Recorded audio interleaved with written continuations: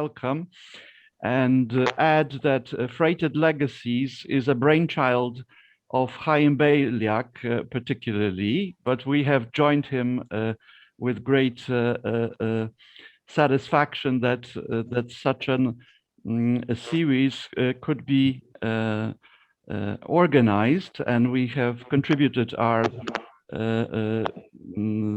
talents, if I could put it that way, in order to make it happen. And this has been happening for a brief time so far, but it has happened with great interest on the part of the listening and participating audience. So you are not just participating in this specific seminar, and you can participate in an entire series of seminars that touches on the great heritage of Polish Jews and on the subject matter of Jews as they lived in the Polish lands over centuries. And we're particularly focused on the recent history, the modern Polish Jewish history. And our intention is to bridge the gaps that have occurred over the post-Holocaust era, where the tiny Jewish minority remaining in Poland had limited access to the broader Jewish world on one hand, and on the other, the Jews of the world, of US and the Western Hemisphere in general, have had little access to both the Polish Jewry as well as its continued interest in itself and in the relationship in living in Poland, and how they can resurrect the past and learn from the past. So we are trying to bridge that gap, but there is a broader gap that has occurred between Jews and Poles as well. And we are also addressing that because we would wish the Polish-speaking audience to include not just Jews, but also Poles who are interested in a Jewish world as it happened in the past in Poland and as it continues to happen in Poland. So we want them to learn about our interactions over the years and over the centuries, which is why this series has come alive, and we hope that this specific meeting will contribute to a better understanding and deeper understanding of common destinies, and particularly the Jewish destiny in Poland and after the Holocaust elsewhere, wherever that has happened. So let me stop at that. Thank you very much, and handing over to Chaim, who will introduce our main speakers and moderate the rest. And I will move back to my function of interpreting into Polish or English, as the case may be, in the course of the session. Thank you very much. This is Marek Jeżowski, chair of Beit Polska, but also a Jew and participant in hopefully a mended world of Polish Jewish life into the future. Thank you. Thank you, Marek.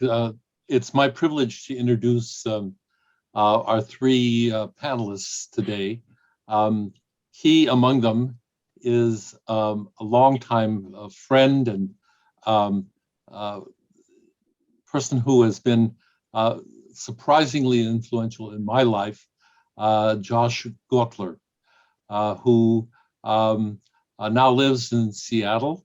And we're going to go on a journey with him that will take us through his early life as a child in Poland, a family that was able to escape into the Soviet Union.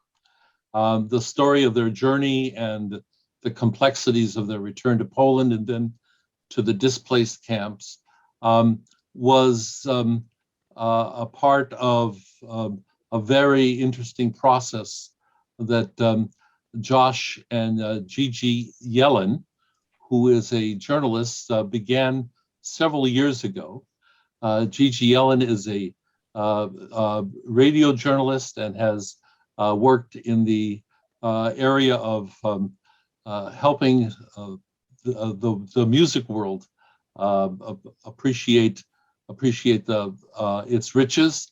But she took this detour through many conversations with Josh Gortler to help put together this wonderful book, which is entitled Among the Remnants, Josh Gortler's journey. And I hope that you will take the time not only to read the excerpts, which we'll point out to you on our website, but to actually get the book and to read. It is a fascinating opportunity to encounter this incredible person and all that he has accomplished in his life. Chief among them has been his work with developing the life of Jewish families, seniors in the city of Seattle, at the Kline Galland Home, which is a major institution for seniors in Seattle. Our other panelist will be someone who we're introducing today for the first time, but who will be one of the historians that will be a part of the work of the program Freighted Legacies. Joanna Michlitz, who has been a teacher of mine and one of the first people that I turned to when I began to think about what it would mean to understand something of the Polish-Jewish past and the Polish-Jewish present. Today, she's going to be commenting on the stream of her work that deals with what happened to the children who were survivors, what happened to those who had some family that was reconstituted after the war, what happened to those who were orphaned and how did they reconstruct their lives. And we'll have an opportunity to encounter Joanna's work in other forms, which I'll tell you about at the end of our program. But I want to turn immediately to inviting Josh and Gigi to begin the conversation today by telling us a little bit about how this book came to be and how their conversations developed over the several years that led to the book itself. So Josh, welcome. Gigi, welcome. Please begin. Good morning, everyone, from Seattle, Washington. It's a beautiful day today. It's not raining. The reputation that we have that it always rains in Seattle, but today the sun is going to be out and it's going to be a beautiful, beautiful day. It is really a pleasure for me to have the opportunity to meet with this distinguished panel and share some ideas about the book. And I really am grateful to two people who were instrumental, or three people, to write this book. Number one, my wife, who encouraged me to put my thoughts into paper. And of course, Gigi, who I've known for many years, and we talked about it. And she was a little hesitant at the beginning to get into this project. But after a few meetings, Gigi said, okay, we'll do it. And we'll talk a little bit how this process has taken place. A word about also I want to thank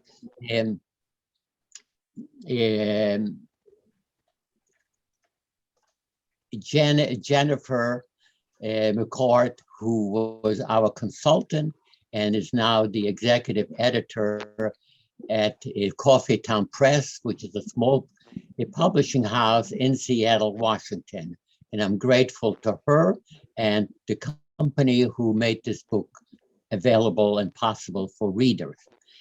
At the beginning, I thought of writing some stories for my children and grandchildren so they could have an appreciation what happened to their families during the life in Poland, the life in Russia, and the life in the DP camps.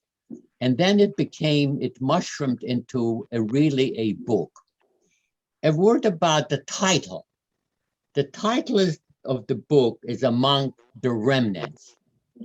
It is not a Holocaust story, but it's a story of an individual who's really a leftover, a remnant from the Second World War. Now, the term Sherita Pleta, which was used by us, those individuals who survived and lived in the DP camps. I spent 5 years in the DP camps from 1946 to 1951 in 3 different camps, in Berlin, New Ulm, and Fernwald. Let me share with you a pasuk, a sentence from the Torah, where first the term Sherita Pleta occurs.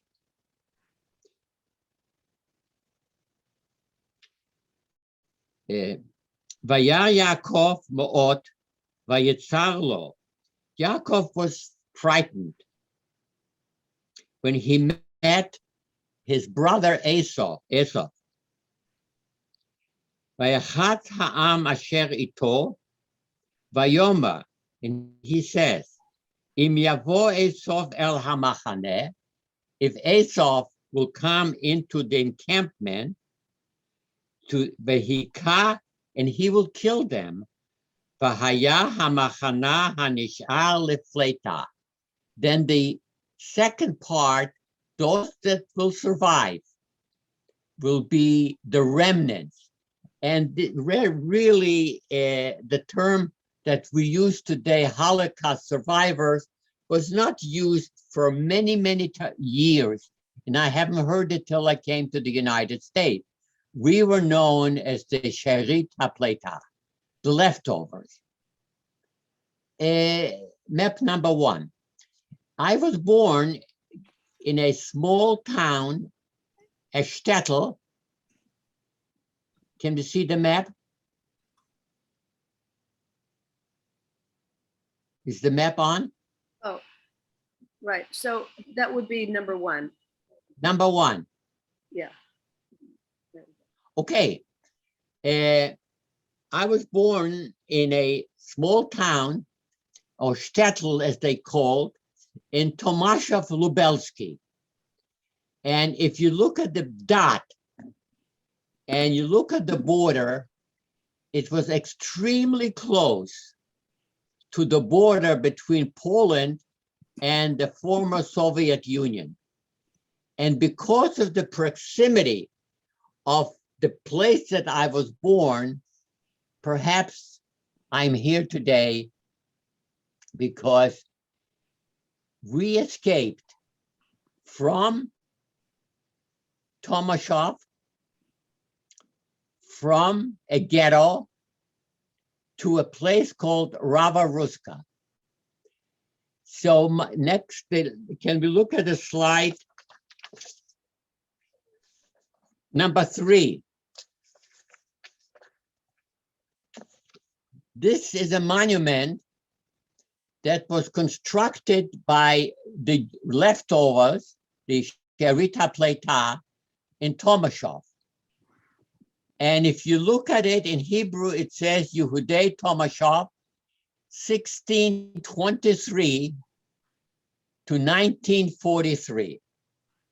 So my roots in Tomaszów, Poland, go back to the 1600s. And it ended in 1943. Today, Tomaszów, Lubelski, is Judenrein. No Jews are left in Tomaszów other than those that are in the cemetery. And this picture was taken by my grandson when he started in Israel for a year, and he traveled to Poland to see where I came from. I have never set foot in Tomaszów or any place in Poland since 1946. That's the last time when I set my foot in Polish soil. So in 1939, when the Nazis marched into Tomaszów, the Jews were gathered in one place, in the synagogue, to be shipped out to their next destination. Gigi, could you read the first reading from the book? Sure. My mother was also born in Tomaszów. The Balsenbaums, that was her name, were business people involved in wholesale food distribution to the Polish army, hospitals, and other institutions. The area around Tomaszów, a place of dense forests, my father was born in Krasnobrod nearby. The Gortlers of Krasnobrod had been involved in the lumber business for generations. We would ship lumber from a train station near Tomaszów. When my father married my mother, they established a home in Tomaszów. My mother had a business of her own. She was an expert dressmaker and employed about 15 women and girls. Early each morning, my mother would make breakfast for my father and my brother and me. And although she employed a girl to take care of us during the workday, she would never leave the cooking to the girl, and she would often come back out of the shop during the day to keep an eye on us. All this changed in September of 1939 when German Nazi troops overtook Tomaszów Lubelski, and we Jews were forced to leave and begin our extraordinary life of trying to survive. It was morning. My brother and I were home with our parents. Our house was seriously damaged in a fierce air battle. We started running with our parents as the bombs kept falling. Our father was carrying whatever belongings he was able to grab. My mother wanted to protect our eyes from seeing the devastation. She used a shawl to cover our faces so that we would not see the horror, the dead people in the street.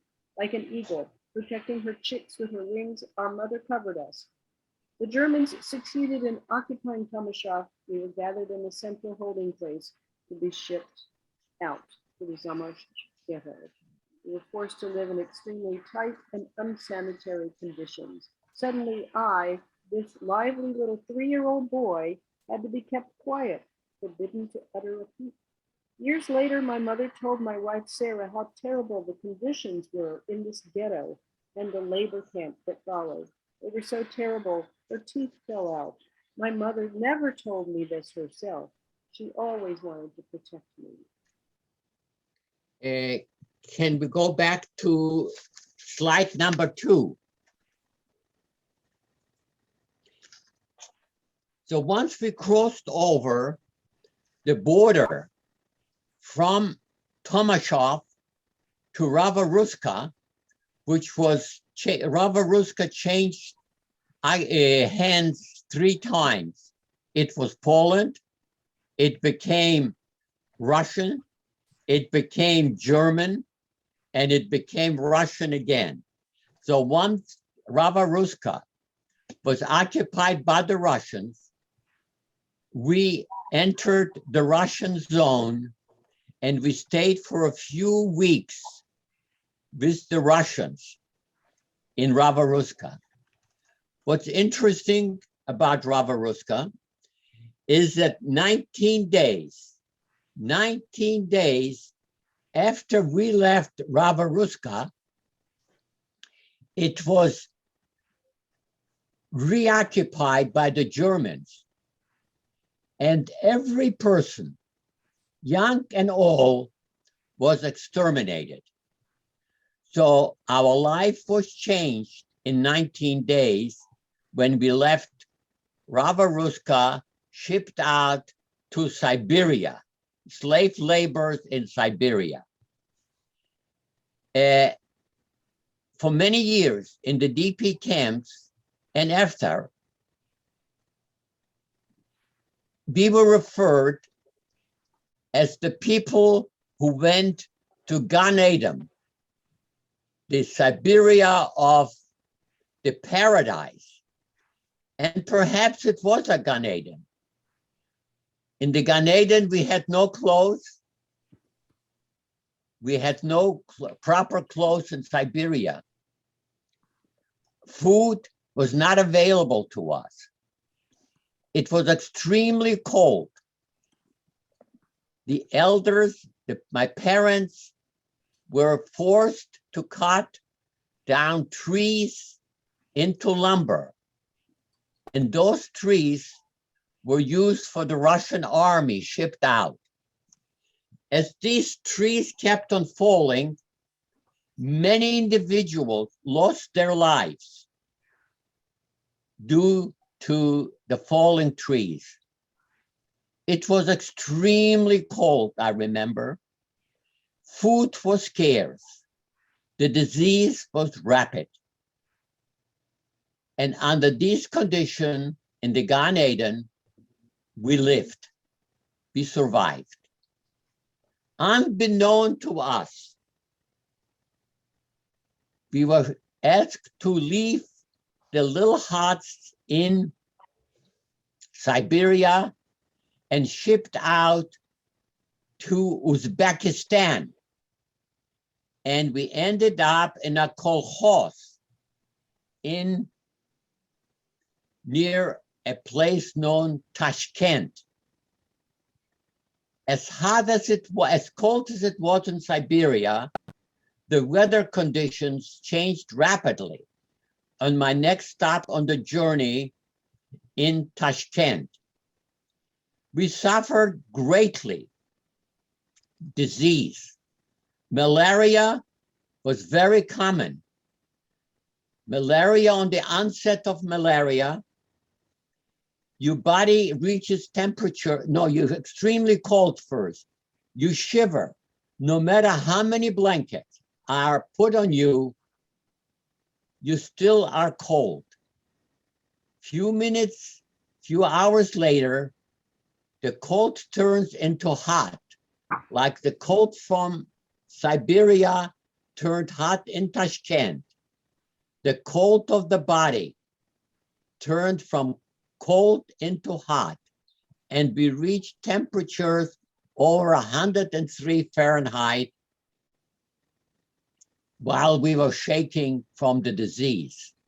They were treated by injections of quinine, and these injections were provided by a so-called nurse.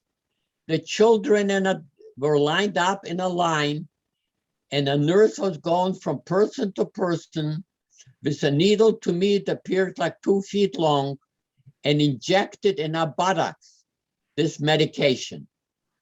No sanitation. It's really another miracle that we didn't get sick from the injections that were supposed to help us in this disease. And is there a reading now, Gigi? Where are we? The thing that we call reading number 2, I'll just take the last paragraph of that. Okay. On page 18, and then we'll go to our description of what it was like for you on the train before you got to Tashkent. Okay? Let's go. Reading from page 18, the extreme cold of Siberia left many people with frozen fingers and toes, which had to be amputated. I saw people with no thumbs and no fingers. Years later, watching the movie Dr. Zhivago, I felt that bone-chilling cold again as the wagons on the movie screen traveled across the same terrible snow. Under the law in the Soviet Union, any kind of religious practices were prohibited. As a result, Jewish boys who were born in Siberia during this period were not circumcised. Prayer was prohibited. I saw Jewish men huddle in clandestine groups with the prayers led by one person who knew them by memory. They had no prayer books. I saw people on the lookout, making sure that the Soviet guards would not see what they were doing. And Josh, I think I'll continue to what we call reading number 3, which is your train journey here. And we'll stay with him, which is taking us on that journey. The Russian-speaking soldiers came in Soviet army trucks, piled us into the trucks, moved us away from where we had found shelter, as Josh just described. We sat for several days at a train junction, not moving. Out of nowhere, a black locomotive showed up. The wagon started to move. Some people were actually out in the fields, collecting whatever they could find to eat. Some people were left behind. Families were broken up. My father was one of those people in the field at the time. I still remember the fear that I had that he might not make it back into the wagon. Peasants in the field noticed the train. Some actually helped bring something to us. Others turned their backs and said Jews in a derogatory term. There was another term that was even more derogatory that they used to mean disgusting Jews. After about a month of this back and forth, we arrived outside of Tashkent in Uzbekistan into the kolkhoz. The Muslims in the kolkhoz were very kind to us.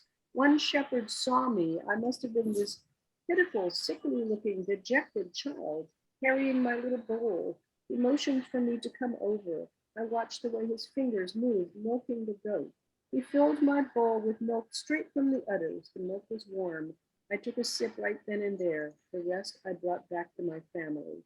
I was so different from that shepherd, so unconnected to his world, and yet he took pity on me. To this day, I remember the kindness he bestowed on me. Okay, back to the map of the travels. We are now liberated, so to speak. The war is over in 1945, and we had a choice to stay in Russia or to go back to our homeland, our motherland, a land that could go back to the 1600s. Of course, my family chose to go back home to mein Städtele Tomaszów, to my little home in Tomaszów. And we expected that our neighbor, will welcome us with open arms and bring us back and life resume as we had before the war. Unfortunately, this did not happen. Our house was occupied by Poles. The business was taken away by Poles, and we had no place to stay. My father had a vision, and the vision was, it is time for us to leave my homeland of Poland, my roots from Poland, and move to a new place. You heard that Berlin at that time, which was divided into 4 zones, Russian, French, British, and the American zone. Our goal was to reach the American zone. My father was able, with a few other people, to rent or acquire a truck. We loaded on the truck from a city called Stettin, and we crossed over the Russian zone into the French zone. My parents and his friends bribed the border guard from the French zone to the British zone. Again, bribed the guards, the border patrols from the British zone to the American zone. And we entered the American zone, and the truck driver took us to a DP camp, a displaced persons camp. Remember, I am now 10 years old. I don't know the letter Aleph, the Hebrew first letter, letter A, letter B, letter C. Could not read Russian, could not read Polish, could not identify any Latin alphabet. Immediately, the leadership of the DP camps were concerned what will happen to those children and started an educational program. The educational program for the children in the DP camp were twofold. There was the religious education, and there was quote unquote Hebrew secular education. All my first knowledge of secular education, meaning Hebrew, which was the common language, because the children, which was the commodity that the adults knew had to preserve. What language could they start teaching that the children will have in common? I spoke Yiddish and Polish. There were people who spoke French, people who spoke Russian, people who spoke Hungarian, Romanian, you name it, the languages. So they decided that education in the DP camps was the common language of the Jewish people, the ancestor of the Jewish people for centuries, and that would be Hebrew. Ivrit be'ivrit, Hebrew into Hebrew. So my education was geography, arithmetic, history, taught in Hebrew. I was fluent in Hebrew. That was my language. But at the same time, there was another part, which was the religious education, and that was the cheder. Could we put up slide number 4? This is the first picture that is taken of me. The person next to the tall guy, that's me. A big yarmulke, head cover, and if you notice, that was a class. The tall guy is about 16, 17. I am 10. The kid next to me is about 7 or 8, and the kid next to him about the same age, 6 or 7.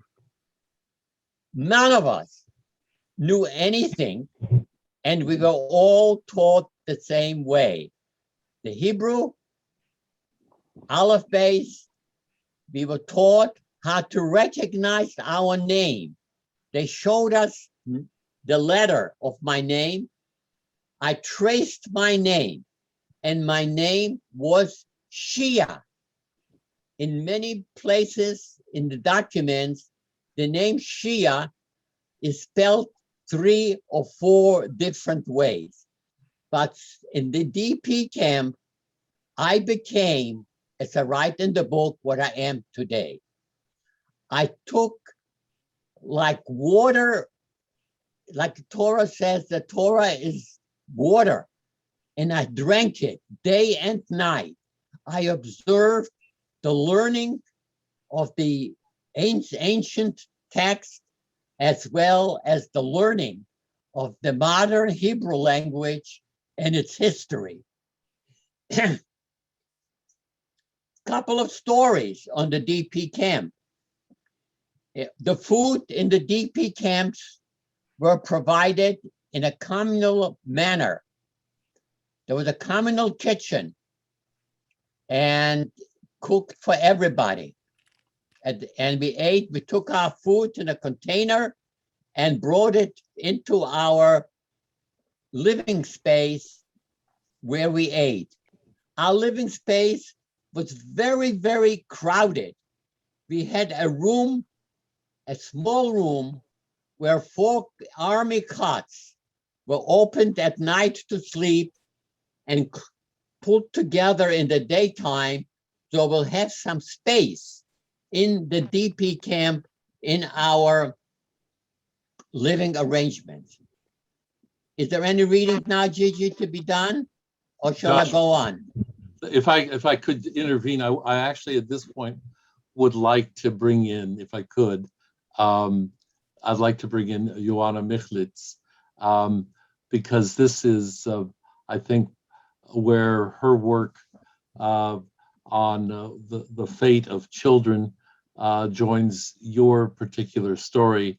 And Joanna, I know that you've been listening, and you have seen some of Josh's story.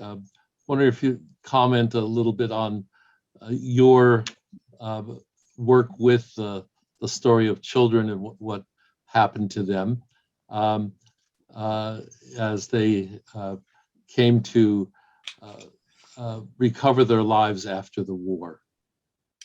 Thank you, Chaim, and thank you everybody. Thank you, the organizers, for inviting me to participate in this important event.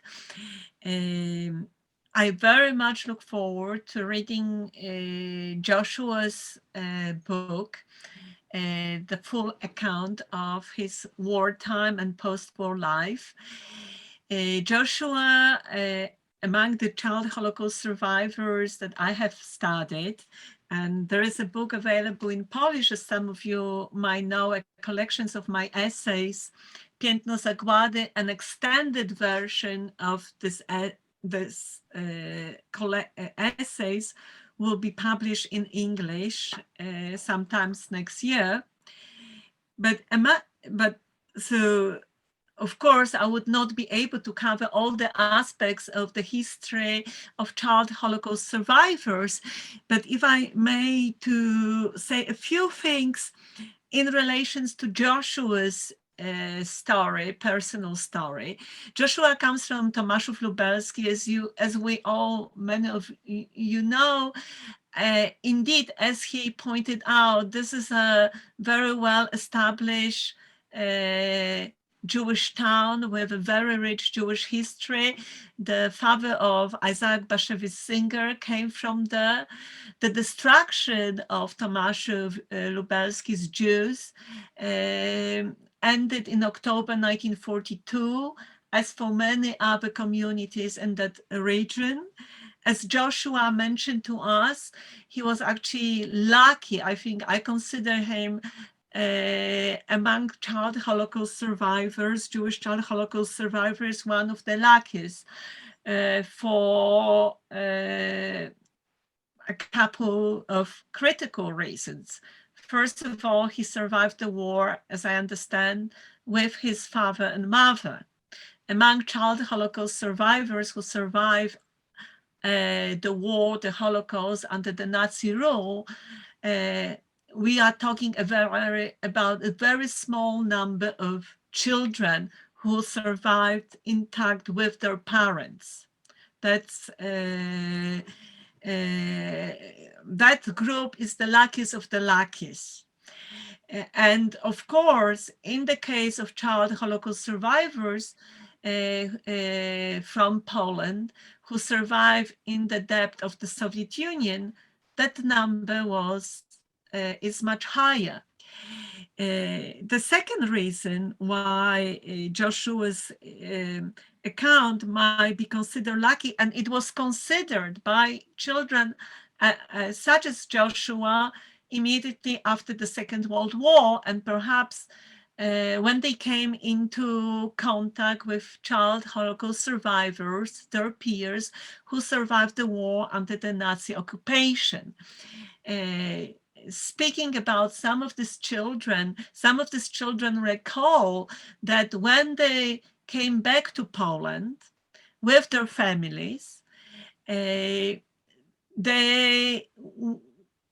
were silenced by the stories, by the accounts of the child survivors, their peers who survived the war under the Nazi occupation on the Aryan side, in hiding or in the labor camps.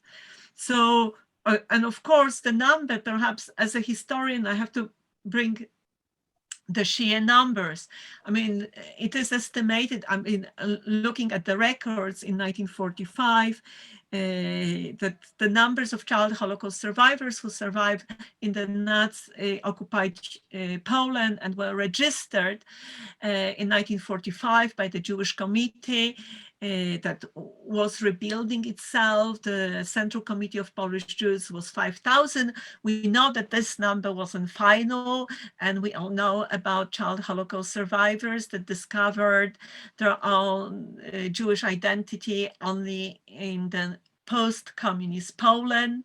So we cannot actually have that full number, but we know that the child Holocaust survivors, like Josh, who survived in the Soviet Union, they began to be repatriated from the Soviet Union in early 1946. And the numbers of children that came to Poland then with their families, it number approximately in the 1946, 25,000 children. So these numbers already show us the rate of survival. Joshua talked a lot about the harsh conditions of the survival in the Soviet Union, the illnesses, the coldness in Siberia, and then the hot temperatures in Tajikistan, Uzbekistan, in Central Asia. I would only mention that actually at the moment, actually, as we are speaking, or for the last 10 years, there is a new inquiry trying to collect data on child Holocaust survivors who survive in the depth of Soviet Union in different parts of Central Asia with their families. So this is an ongoing project. We know that these children suffered hunger. We also know from some of my studies that children like Joshua, and I would be very interested if he remembers any games that he played with the local children. We know that there was some games that Jewish children acquired from plays and childhood games that they acquired from playing with the local children. And this is actually still an area of study that needs further investigation. I want to go back to that moment that when I spoke about the silences of those children that came to Poland from the Soviet Union, the Jewish child survivors. In some of the notebooks that I read that were already written by child survivors, such as Joshua in Berlin, in the schools, those children recollect that when they were in the Soviet Union, they dreamed about coming back to Poland. That was their country. They dreamed about Poland because it was their parents, especially grandparents. Many of them survived also with their grandparents, and the mothers.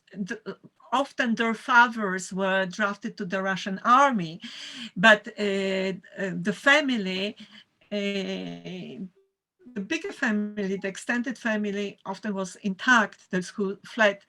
So they all dreamed about going back to Poland.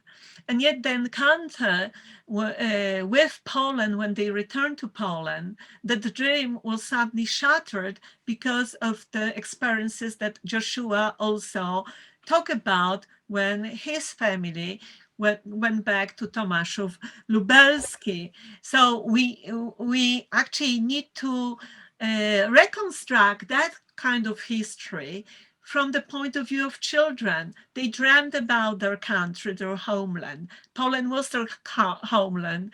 And then sadly, Poland ceased to be their homeland. And some of these children writing about that shattered dream in their notebook in the schools in Berlin in 46, 47 were reflecting on the fact that they feel safer in Berlin than in their own communities, the towns and cities that Polish cities that they had to flee with their families. So that's another aspect that actually Joshua talk about it in a very poignant way. Of course, when it comes to this whole definition, Joshua mentioned that he was known, he was identified as a member of Sherita Haplita. For children such as Joshua, the definition of the Holocaust survivor was acquired only very recently. Those who survive in the Soviet Union, both children and adults, have been discovered by us scholars only very recently, and filmmakers such as Sławomir Grunberg and ethnographers and other historians, I will mention it here too, Atina Grossman or Eliana Adler, help us to discover that history. Sergio de la Pergora, the demographer, a historian at the Hebrew University, he actually expanded the definition of the Holocaust survivors also to those who survive in the Soviet Union and also now in some countries of the Middle East, Tunisia and Libya. So here we have that whole term, Holocaust survivors as a new definitions for their experiences, as our knowledge of the experiences of the Holocaust have also expanded for us as scholars. Joshua, of course, as I mentioned before, belonged to the group, in spite of the harsh conditions of his survival in the Soviet Union, belongs to the luckiest of the luckiest children. We know that children who survived the Soviet Union, who encountered in the schools in Poland and then in DP camps, children, their peers who survived the war in Nazi-occupied Poland, sometimes they didn't seem to want to speak anymore about their experiences because of what they have learned, what their peer went through in the Nazi-occupied Poland. So among the children, and we know that from studying different memoirs and diaries and other literature, there was a hierarchy of survival of experiences, of various experiences in Nazi-occupied Poland, and children themselves were able to see where they stood in that hierarchy. Those who were mistreated in various ways, who lost their families and who had to hide on their own and were abused in different ways by the rescuers, including sexual abuse. They were at the bottom of that hierarchy, and some of these children only as adults could speak about their experiences. Joanna, I'm going to interrupt, not because what you're saying it's so important, but what you've done is exactly what I was hoping would happen. We've only heard a fraction of the story that Josh has to tell, and it points us back to the book that has been made possible by Gigi's bringing Josh into conversation. And now you're adding the layer of the perspective of having read widely and thought deeply about the situation of many of the child survivors. I want to give an opportunity to the people who have asked some questions to do so, and I'm going to turn now to Marek, if he would pick up. We have time for maybe one or two questions. Let me say that this theme of children and people who went east to the hide in the Soviet Union, who came back and the DP camps. This is the first of what I hope will be several programs. Probably we will condemn Josh and Gigi to return to complete more of what they began here. And we want to say thank you for opening up so far.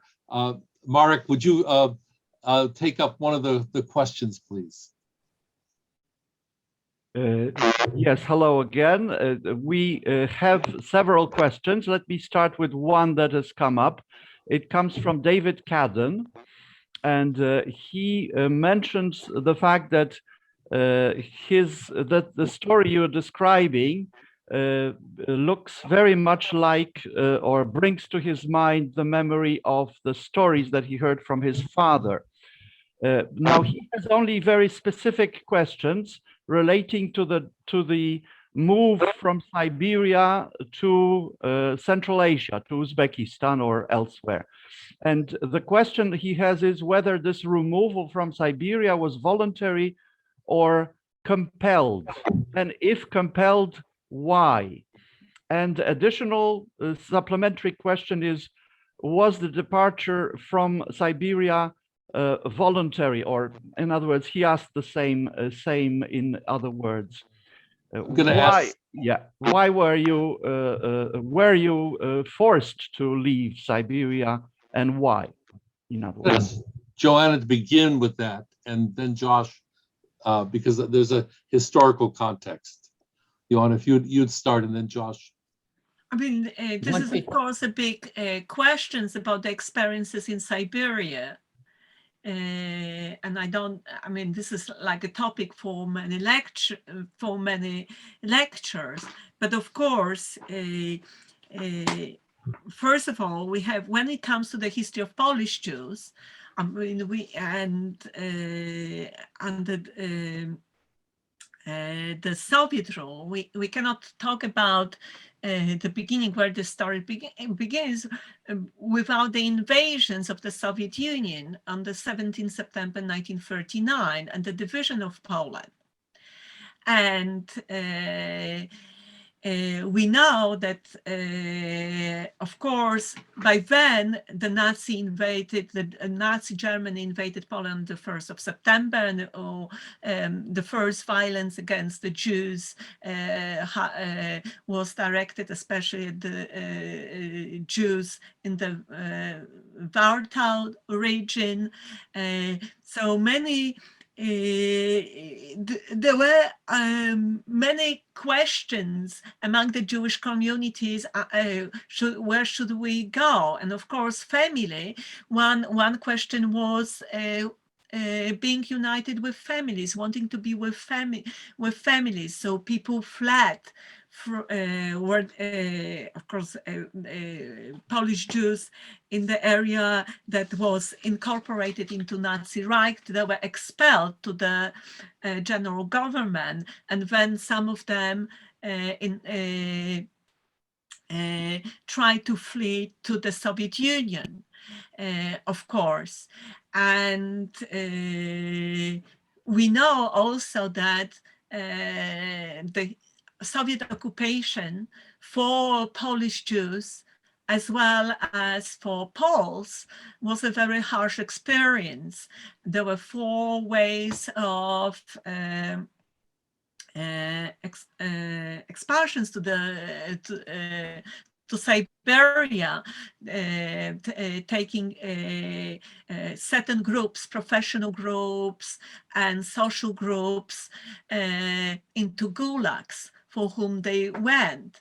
For Polish Jews, like members of religious communities, rabbis, businessmen who were perceived in the Soviet eyes as capitalists and traitors to the Soviet communist system. There was a I would way like in to, which I would they like to make could a survive. comment. Go I ahead, would Josh. like to make a comment specifically answering the question. I was a child, so I cannot specific answer why we were moved from Siberia to Uzbekistan, but that was not our choice. We were asked, we were not asked, after talking to my parents, why we were moved from Siberia to Uzbekistan. That was not our choice. We were put on a train and we had no idea where that train is going to take us. Like we had no idea when we left Rabaruska to Siberia. It was not our choice. The choice was made by others where that train is going to go. And the train from Siberia ended up in Tashkent. Not our choice. Our choice, however, was when the war was over in 1945, whether to remain in Russia, Uzbekistan, or any place under the former Soviet Union, or to go home. And as you mentioned, our roots was Poland. Our life started in Poland, and we wanted to go home. That was our own choice. But the choice from Siberia to Uzbekistan was not our choice. We are going to have to devote a whole session to just this question. And it is indeed a very complex one. And thank you both, Josh and Joanna, for opening up the beginning of this. If I can mention only, there is a database of all families, Jewish families who survive in Central Asia. There are also local historians in Central Asia, different parts of Central Asia. This project began in the post-communist period, I think during the first decade of the third millennium. And the gathering of information, which means the recovery of the history of all Jewish families, such as Joshua's families, is a matter of interest. Local scholars,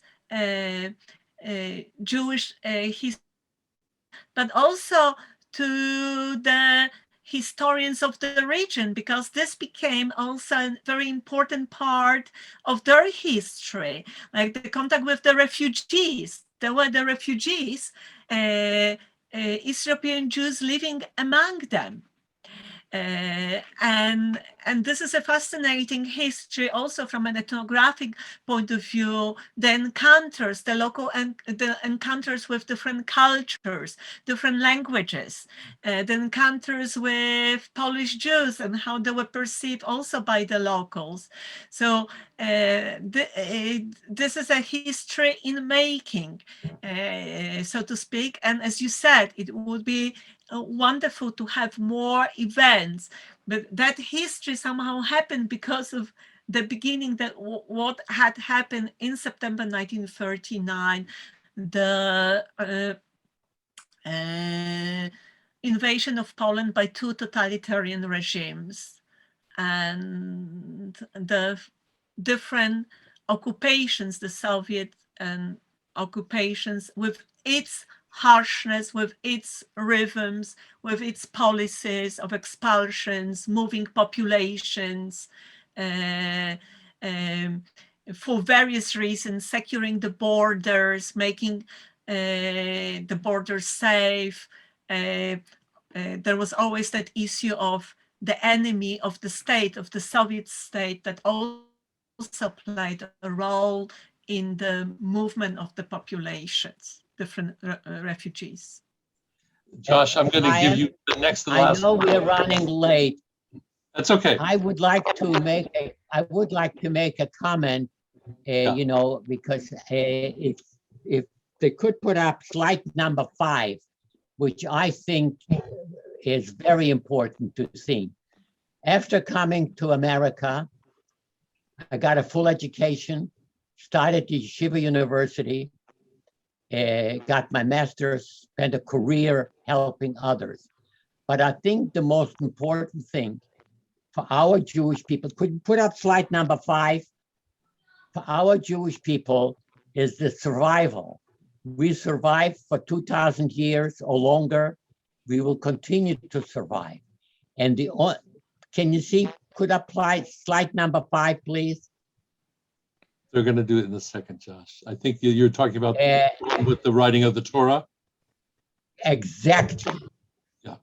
I think that keeps the Jewish people alive through 2,000 years, through the Holocaust, and many other future Holocausts that may occur. The Jews will always survive. And the reason we survive, because we have a mission. And our mission is to carry the tradition of the Jewish people, midor lador, from generation to generation. We have 613 commandments. And I had the privilege with my brother and my family to write a Torah. And here you see, I am completing the last letter of the Torah in Phoenix, where we started. Next to me is my daughter. My daughter has 3 children, and I have a great-grandson now. Behind me is my wife, my brother Morris Monique, and his wife Marcel. The Jewish people will survive from generation to generation. Am Yisrael Chai. The Jewish people are alive and continue to be alive. Thank you so much for giving me the opportunity this morning or this evening in Poland and in London to share my experiences. Chaim, thank you for bringing us together. I hope we can continue this type of conversations in the future. Thank you, Josh. I want to apologize to Josh because I know there's so much more to say, and I know we'll have opportunities to hear more. I want to also apologize to Joanna, who has so much more to share with us, and this is allowing us to pivot and to thank Joanna not only for her participation today alongside of Gigi and Josh, but to pivot to our next program, which will be September 5th. It will be Erev Rosh Hashanah, and we will feature the music of the Progressive Synagogue, the Tumatsky Synagogue, and a Polish Jewry with the synagogue of singing of one of the survivors, a child survivor who survived in Auschwitz because he had such a beautiful voice. He was spared, allowed to sing for his captors and allowed to sing for his fellow prisoners. His son was a classmate of mine at Hebrew Union College, and we were privileged to have David Vishnia among our teachers who came back to visit us in Poland and who taught a generation of cantors in Poland and in America. We will share recordings of his High Holiday and other holiday melodies from the Tumatsky Synagogue that he shared with American audiences and Jewish audiences around the world. He was the cantor that sang and led the Kaddish for many years at the annual commemoration, July 21, at Auschwitz. He passed away this summer, and many of us are leaving this program to go to the memorial service that's being held at the Shloshim in Philadelphia. And we will commemorate his work and the culture of the synagogue music that he represents in our next program. Following that, we will return and give the entire program to Joanna Michlitz for what will allow her to talk about the very complex series of work that she's doing as a scholar that helps us to understand how the concept of Holocaust, how the concept of history, how the concept of memory has developed in Poland. She is uniquely qualified to speak about that and has been one of the leading scholars in that area. It will help us to understand the historical controversies that have been a part of the last 20 years or so. And just yesterday, we learned that Jan Grabowski, who was successful in the Court of Appeal in Poland, will be our guest in the program following Joanna's, will be our speaker to speak about the book that was at issue in court this past year, a 2-volume major study where he and a fellow historian were defending against the charge of defamation. They lost that case and they were ordered to apologize for defaming someone in the court case. And just this week on appeal, the appeals court said that courts have no business being in the work of historians. And we will have an opportunity to hear not only a summary of the 2-volume study, we're going to have that essay shared with us by permission from Yad Vashem, a summary of that 2-volume study. And we'll have, of course, Jan Grabowski. So we have some very rich programs coming up with the commemoration of David Vishnia of blessed memory, of Joanna Michlitz, and of course, Jan Grabowski. We look forward to inviting you to participate. I want to mention that we need the support of people for the work we do.